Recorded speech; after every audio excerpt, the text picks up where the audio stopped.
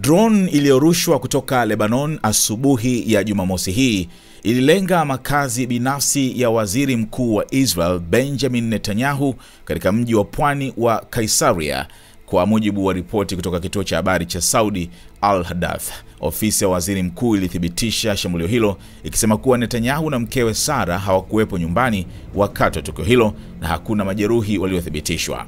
Drone hiyo ilipiga moja kwa moja nyumba ya Netanyahu, ingawa haijabainika wazi ikiwa waziri mkuu alikuwa mlengwa hasa wa shambulio hilo. Pia machapisho kwenye mitandao ya kijamii yanadai kuwa sehemu ya jengo lililogongwa ilikuwa ni sehemu ya nyumba ya Netanyahu.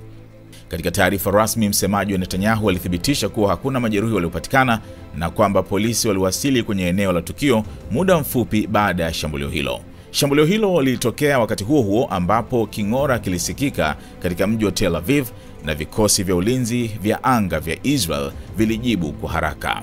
Vyanzo vya kijeshi vya Israel vilithibitisha kuwa drone mbili zaidi zilifyatuliwa kutoka Lebanon wakati huo huo, lakini zote mbili zilidunguliwa na ulinzi wa anga wa Israel.